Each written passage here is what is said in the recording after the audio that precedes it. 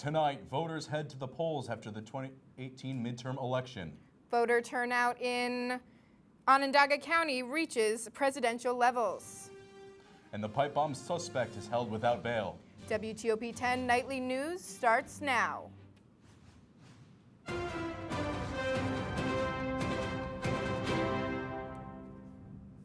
Good evening and welcome to WTOP 10 Nightly News. I'm Salvatore Sperazza. And I'm Abby Buttacavoli. Voters nationwide go to the polls to weigh in on hundreds of House races, 35 Senate races, and governor's races in 36 states. But most Americans will have the man who is not on the ballot today, President Trump, on their minds. Karen Kafa is in Washington with a look at the big picture. American voters getting a chance to show how they feel about the Trump presidency and GOP control of Congress. I'm hoping that people see what's going on and that they really take the time to come out and vote. President Trump's final push before Election Day came in Missouri on Monday, predicting he'll get blamed for Republican losses and no credit for GOP success. If we don't do so well tomorrow, they will put me on the ticket. If we do great tomorrow, they will say he had nothing to do with it. Like the rest of the country, the president waits and watches today as Americans decide whether Republicans will hold both chambers on Capitol Hill or Democrats grab a share of the power.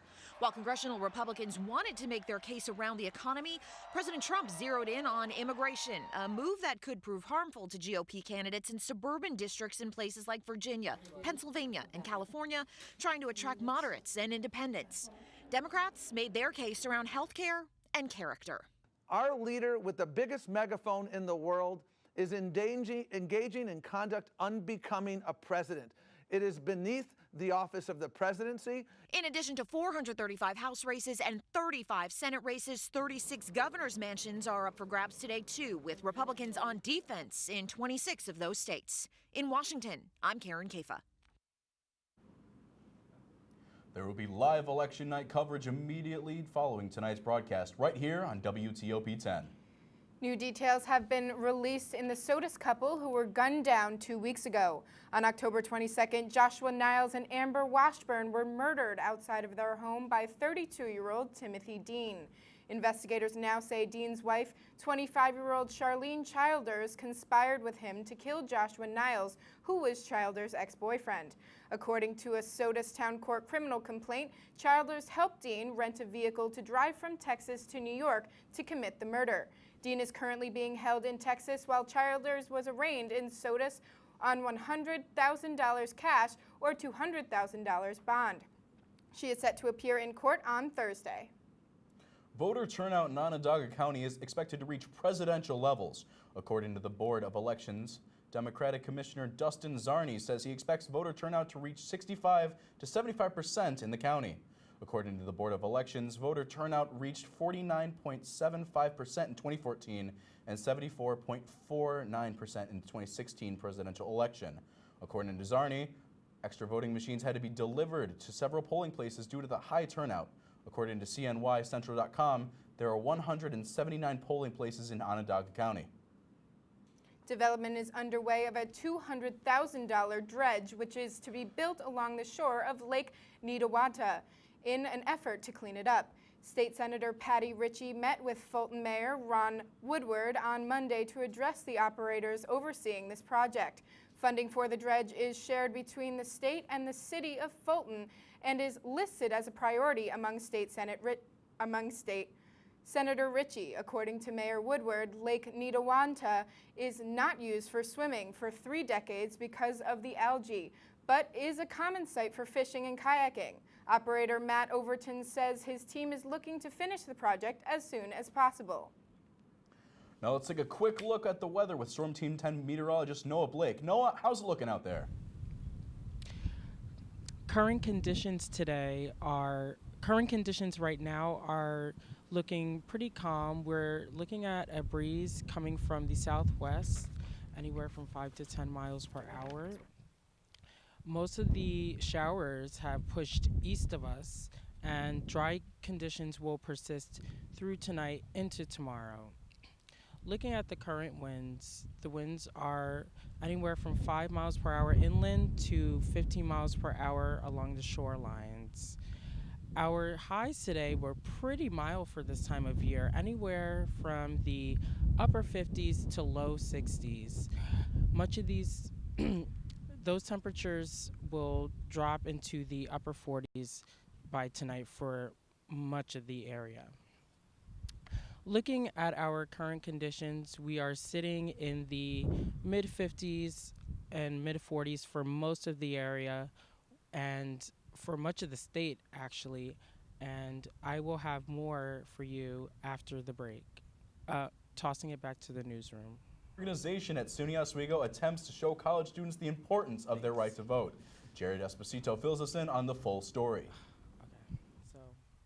As the midterm election makes its way around the corner, a big concern is whether college students will exercise their right to vote or stand silently on the sidelines. But an organization at SUNY Oswego has hopes in bringing this issue to an end. So Vote Oswego is a student-led, nonpartisan voter registration campaign with the end goal of really just changing the culture of democracy at SUNY Oswego. Really, I think that's what our goal is. Traditionally, young people haven't voted, and that's something that we're trying to change. If you're a student at SUNY Oswego, you might have seen members of Vote Oswego spreading the word. But how successful are they with this difficult demographic? I think that we're going to be pretty successful overall through our registration collection phase. We actually collected over 2,100 forms from SUNY Oswego students, whether they be voter registration forms, absentee ballots, or pledges to vote. And that more than doubled originally at the beginning of the semester what we thought we were going to be able to do. I mean, it's really been amazing. And it's events like these where they bring students in and get them to pledge. But what exactly does it mean to pledge to vote? If students see that in their handwriting a reason why they specifically pledge to vote, what drives them to vote, and that's mailed to them with vital information such as our absentee ballot collection party days, where your polling place is, and stuff like that, then statistically they're much more likely to actually follow through and go out to vote. A great strategy for a great organization with an even better cause. Reporting for WTOP 10 News, I'm Jared Esposito. Vote Oswego hopes students will make their way to the polls this election day. Governor Andrew Cuomo may be a little too anxious to see Amazon build a second headquarters in New York State. The New York Times reported Amazon's plan to split HQ2 into 2 locations following its year-long search for a second place to call home. 2 people have been briefed on the discussion told the New York Times the Seattle-based company may be close to a deal to hire 50,000 employees in locations in Queens, New York, and in Arlington, Virginia. On Monday, Cuomo joked he would change his name to Amazon Cuomo if that's what it takes to convince the company to close the deal in New York. Cesar Sayak, a man accused of sending pipe bombs to critics of President Trump, was ordered to be held without bail following his first court appearance. Sayak was arrested in South Florida and was then transferred to New York for a court appearance. According to Syracuse.com, prosecutors released a letter citing more evidence against Sayak, including DNA and fingerprints found on 10 of the explosive devices he sent. His lawyers decided not to seek his release on bail once the letter was released. If convicted, Sayak will face nearly 50 years in prison. Attorney General Barbara Underwood wants to inform New Yorkers about her office's Election Day hotline. Underwood says all eligible New York voters should be able to freely exercise their right to vote. If any New Yorker encounters barriers to voting or other problems at their poll sites, please contact my office immediately. The hotline will be staffed by attorneys and staff members in the Attorney General's Civil Rights Bureau. Anyone who encounters any voting problems or issues in the polls are encouraged to call the hotline at 800-771-7755 or email civil.rights@ag.newyork.gov. Coming up later tonight, an Amber Alert is issued in North Carolina. And a Utah mayor is killed in Afghanistan. You're watching WTOP 10 Nightly News. We'll be right back.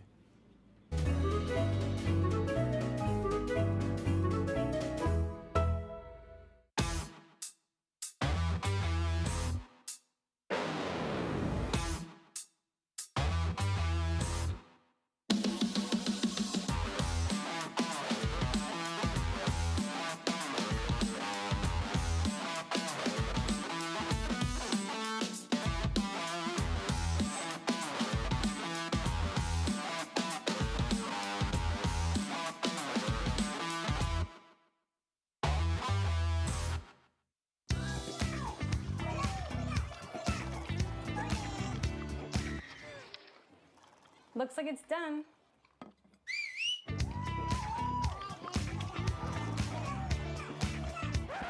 Don't let salmonella get funky with your chicken. On average, 1 in 6 Americans will get a foodborne illness this year. You can't see these microbes, but they might be there. So learn the right temperature to cook each type of meat. Keep your family safe at foodsafety.gov.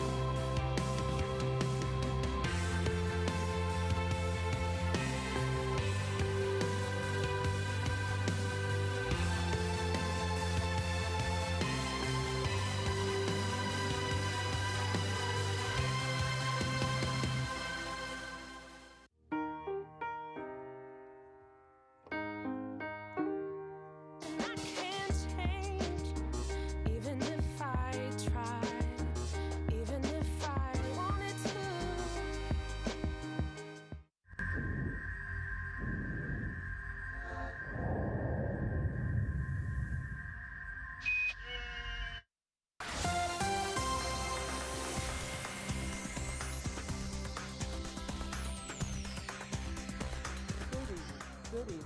I'm Noah Blake. Currently, we are looking at the current satellite and radar imagery. Most of the showers have pushed east of our area, and we will experience dry conditions that will persist into tomorrow. Looking at the futurecast, most of the showers are pushing out, and we may see a few spotty showers in the morning commute and throughout the day that will kind of fizzle out after the commute tomorrow night. The weather headlines: temps will start to drop after today, and tomorrow we will be looking at much more blustery conditions with winds anywhere from 20 to 25 miles per hour with wind gusts up to 45. A few lingering showers will persist throughout the day tomorrow, but it will be mainly dry, and we may see some weekend snow. So our future cast for the winds are coming out of the southwest, anywhere from 20 to 25 miles per hour for most of the day, with gusts up to 45 along the shoreline. Most of the winds will fizzle out after tomorrow night into Thursday as well. Looking at the forecast for tonight, the winds will be coming out of the southwest from 20 to 25 miles per hour with a low of 49 degrees. Tomorrow, we may see a shower in the morning or two, with winds still coming out of the southwesterly direction with a high temperature of 52. Looking at the 7-day forecast, we have 50s tomorrow, and then the temperatures will drop off for the rest of the week, and we may see some snowflakes this weekend into next week. I will have more for you later after the break. Thank you.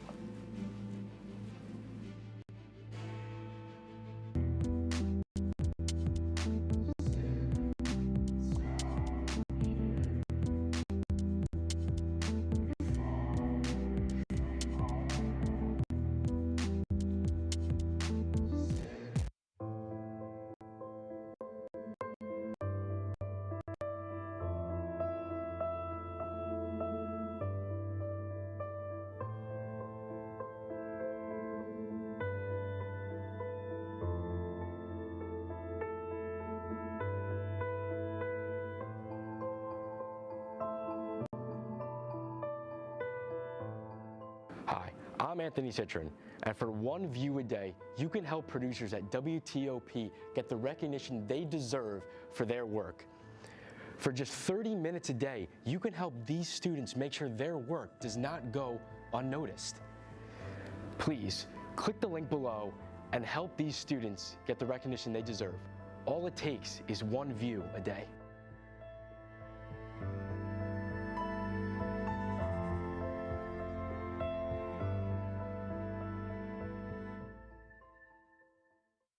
Why is my son having trouble in school? Finding lowest airfare to Istanbul. No, I'm tired of fighting with my son over his homework. Home, walk, restaurant. Need a review? No. He's smart, but his mind wanders. 7 wonders of the world. Why don't you understand me? I do. I was trying to show how Connor feels every day. Redirecting to understood.org. Join parents and experts at understood.org, a free online resource about learning and attention issues to help your child thrive. Hey there, I'm Al Roker, class of 76. Yes, way back in 76. Back when the earth was cooling. You're watching WTOP.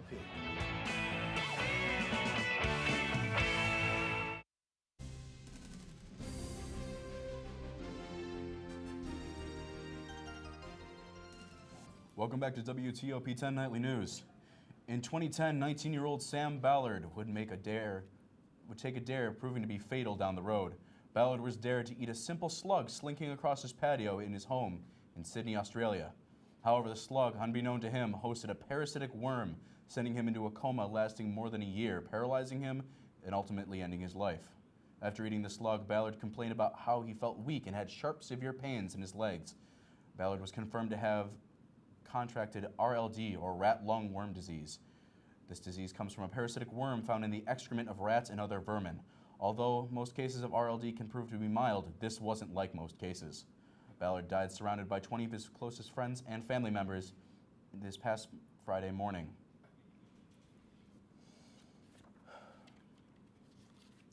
"13-year-old Hania Noella Aguilar was abducted right outside her home in Lumberton, North Carolina, Monday morning. Hania was in the Rosewood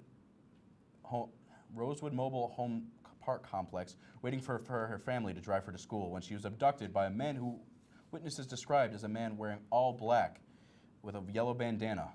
The car she was taken in was confirmed as a green 2002 Ford Expedition with South Carolina license plate NWS 984. The situation took place just before 7 a.m. that morning. Her mother, heartbroken, says, "I just want my daughter back with me. I'm here waiting for you. I love you, and I only care about you." An Amber Alert was issued that morning, and the FBI is offering a $15,000 reward for information leading to Hania's safe return home. According to CNN, the husband of Florida woman who went missing at sea has pled guilty to involuntary manslaughter. 41-year-old Lewis Bennett, a dual citizen of Australia and the United Kingdom, pled guilty Monday to the charges in the death of his wife, Isabella Hellman. The couple set sail last April and intended to sail from St. Martin to Florida. Bennett was the captain of the ship and did not require his wife to wear a life vest or harness despite her inexperience in swimming. He also did not deploy flares or turn the boat around in search for her when she went missing.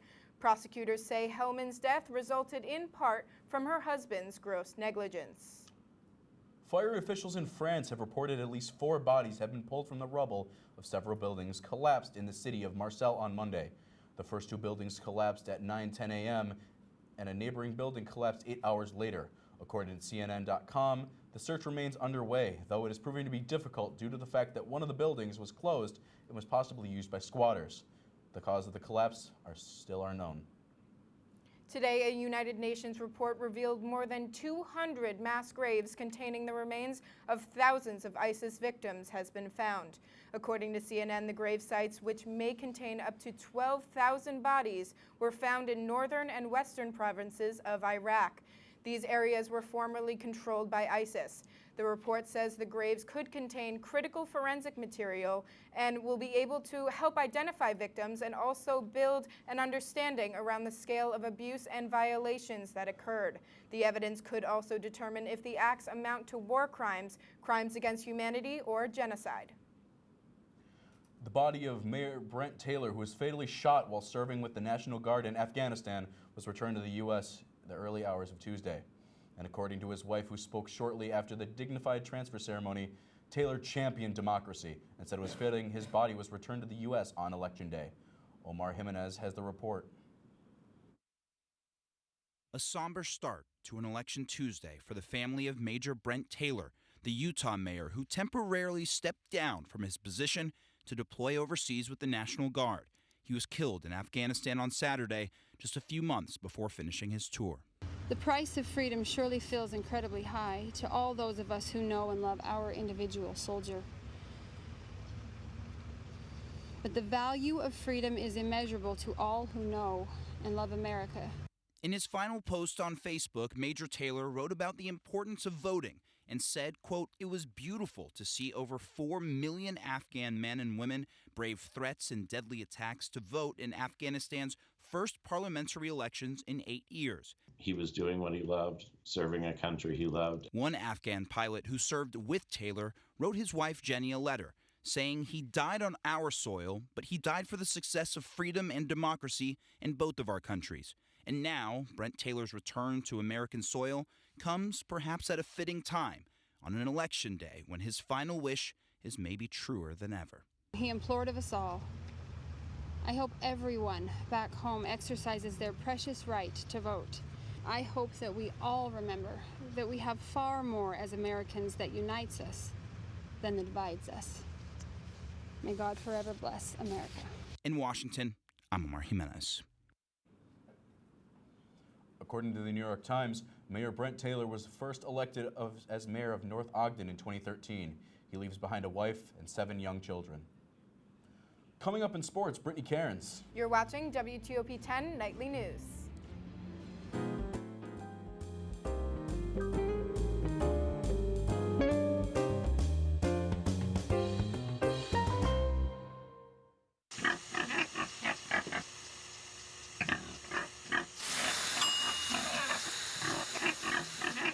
Cook foods to the right temperature using a food thermometer. 3,000 Americans will die from food poisoning this year. Check your steps at foodsafety.gov.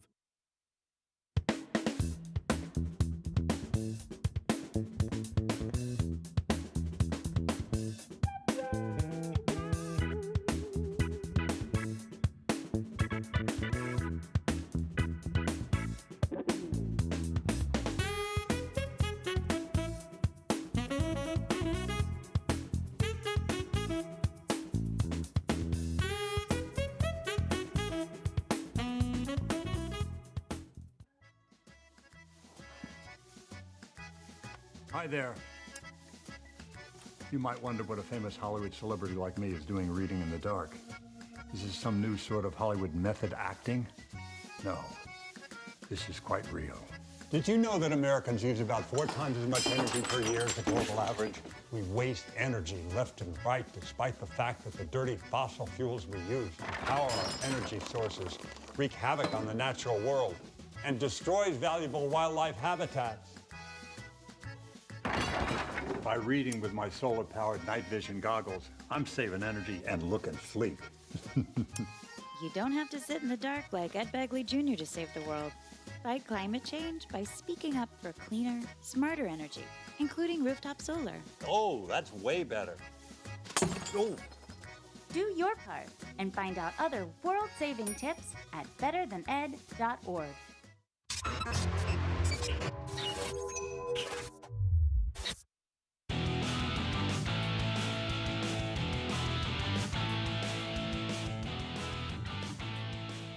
Welcome back to WTOP 10 Nightly News. I'm your sports anchor, Brittany Cairns. For the 6th straight year, the Oswego High School boys volleyball team has been crowned the champions of Section 3. The team took down Jamesville DeWitt by a score of 3-2. Riley Mahoney overcame a sore shoulder to account for 18 of the team's 48 kills. Freshman Nate Davini was just as dominant as he finished with 44 assists. According to Syracuse.com, the Oswego Buccaneers will look to keep their season going when they take on the Section 1 champions Friday night at 5 p.m. at Fayetteville Manlius. The Syracuse women's basketball team opened their season with a convincing 85-49 win over North Dakota. The 18th ranked Orange were led by newcomers Kiara Lewis and Emily Engstler, who each scored a team-high 13 points. On the defensive side, the team proved their dominance, allowing just 19 points in the second half. Syracuse's next game will feature a much tougher matchup as they go on the road to take on third-ranked Oregon. Tip-off is scheduled for Saturday at 5 p.m. After a season featuring many young up-and-coming stars, the Baseball Writers Association of America announced their finalists for the American League Rookie of the Year award. This year's selections include Los Angeles Angels pitcher and outfielder Shohei Ohtani and Yankees infielders Miguel Andujar and Gleyber Torres. Ohtani made history before getting injured as he became the first player ever to hit 15 home runs and strike out 50 batters in a season. Andujar had the third highest batting average among rookies, while smacking 47 doubles, tied for second most by a rookie in league history. As a 21-year-old, Torres hit 24 home runs and drove in 77. The winner will be announced next week. New Mets general manager Brodie Van Wagenen made his first major moves by firing hitting coach Pat Roessler and reassigning Ruben Amaro Jr. within the organization. Instead of staying as first base coach, Amaro Jr. will now move to the front office in an advisory role, a position he is more familiar with as the former Phillies general manager.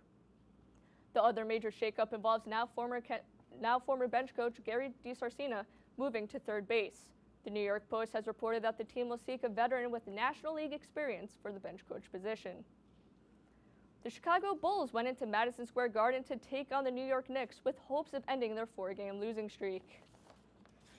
Rookie guard Alonzo Trier gets his first career start for the Knicks.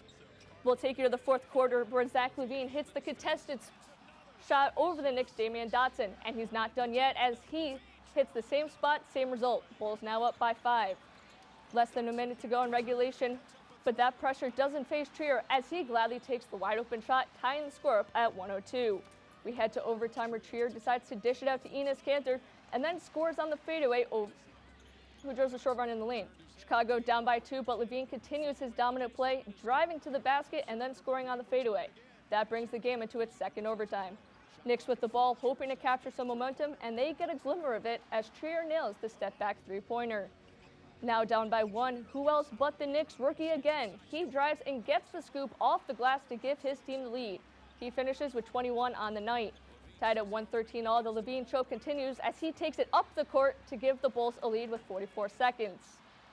7 seconds remaining and Emmanuel Mudiay takes it coast to coast and scores the game-tying layup. Just when you think this game is about to head into a third overtime, LaVine tries to make a play happen and he gets fouled by Mudiay with just 0.2 of a second left.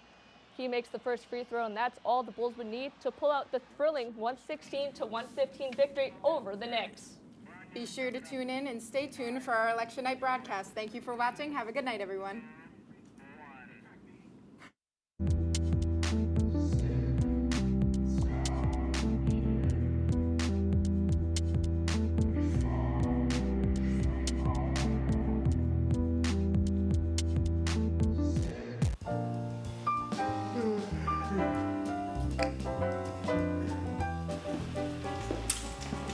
Hey, good morning, James. Morning.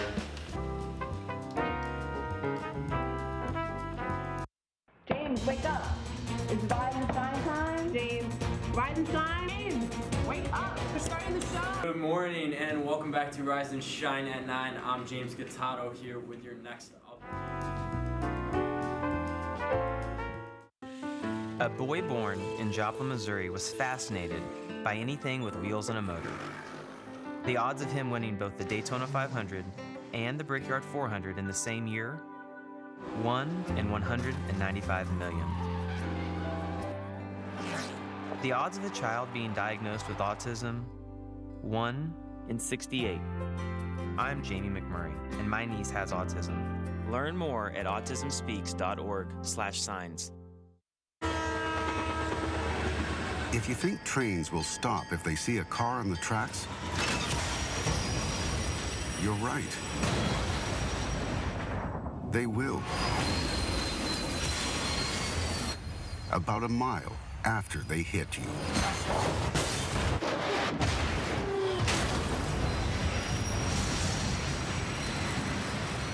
Stop. Trains can't.